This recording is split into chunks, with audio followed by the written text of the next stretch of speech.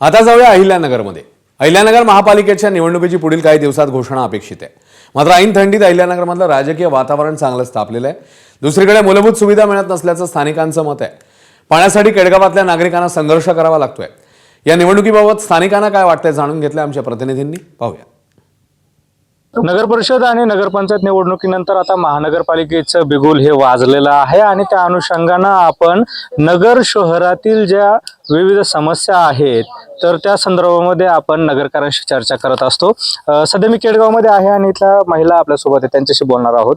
आपल्या कॉलनीमध्ये जे आहे काय काय समस्या आहेत महानगरपालिकेतून जे आता नगरसेवक निवडून येणार आहेत त्यांच्याकडनं तुम्हाला नेमकं काय काय अपेक्षित? आम्हाला सगळ्यात आधी केडगावकरांना हा मोठा प्रश्न आहे पाण्याचा. कारण पाण्याचा आमच्याकडे 4 ते 5 दिवसानंतर पाणी येतं आणि पाण्याचा टायमिंगही नाही. तर पाण्याचा प्रश्न जर तो महत्वाचा जर सुटला तर आम्ही केडगावकर खूप सुखावू, एवढं आमचं सगळ्यांचं एक सामान्य मत आहे की एवढा आमचा प्रश्न नक्की सुटावा. पाण्या नेमकं आणि एका वेळेसच यावं, एक वेळ असावी पाण्याला असे. त्यामुळे आमचं बाकीचे पण हे अवलंबून असतात, त्याच्यात आमची कामं होत नाहीत. त्यामुळे ते वेळेवर पाणी यावं, एक वेळ असावी पाण्यासाठी अशी इच्छा. किती समस्या जाणवतात पाण्यामुळे काय नेमकं? खूप त्रास होतो. पाणी सोडावं पण बऱ्याच वेळ सोडलं पाहिजे. पाणी थोड्याच वेळ सोडते आणि टायमावर नाही सोडत. कधी सकाळची कधी संध्याकाळची, सगळ्यांना अडचणी राहतात ना. पाण्याची समस्या आहे. आणखीन काय नेमकं तुम्हाला इथल्या घरचा वाटतात की ज्या योग घातलेल्या नगरसेवकांना सुटल्या पाहिजे असं वाटतं? तसं रोड तर आहे, रोड आहे. त्यानंतर लाईटचा एक प्रश्न होता की लाईट आमचे सारखे जायचे, पण तो लोड होता की झाडांमुळे ते माहिती नाही, पण लाईटचा एक प्रॉब्लेम होता. म्हणजे तो पण नगरसेवकांनी सोडवावा अशी आमची सामान्य नागरिकांची सगळ्यांची इच्छा आहे. गृहिणी आहेत, काही जॉबला जातात, कुणी म्हणजे प्रत्येकाच्याच घरी मशीन असं नाहीये पाण्याचं.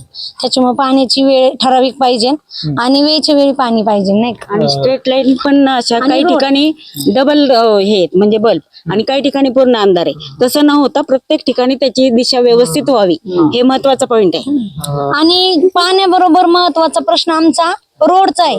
कारण लहान लेकरं जे असतात आमचे खेळतात, ते पडले की सगळं हेच होऊन जातं. रोड खूप महत्वाचा आहे. आमच्या कॉलनीमध्ये रोड आणायचं व्यवस्थित. आमचे रोड करताना सुद्धा व्यवस्थित करावे. काही ठिकाणी खूप डांबर पडतं, काही ठिकाणी काहीच पडत नाही.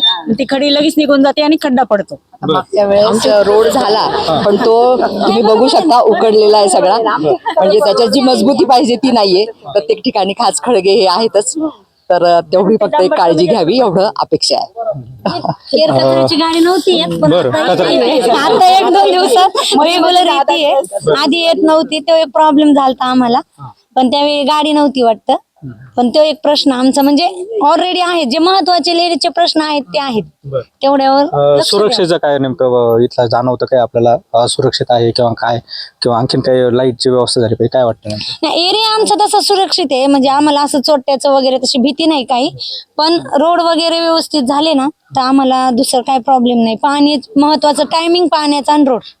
तर इथं रस्त्याचा एक मोठी समस्या त्यांनी मांडलेली, काय वाटतं? आता अंतर्गत रस्ता काय लगेच होणार नाही, पण आता जो कटारे हॉस्पिटल पासून तर जो मोहिनीनगरचा जो मेन रस्ता आहे त्यासाठी आपण कॉन्क्रिटीकरणासाठी जवळजवळ 2 कोटी रुपये त्या ठिकाणी आमदार संग्राम भाईंकडून घेतले. काही कारणास्तव तो निधी लटकला, तर मग आपण महानगरपालिकेच्या माध्यमातून त्या रस्त्यासाठी डांबरीकरणाला 40 लाख रुपये घेतले आणि त्याची वर्क ऑर्डर येत्या 2 दिवसात होईल. आणि ती झाली का आपण त्या रस्त्याला लगेच सुरुवात करू.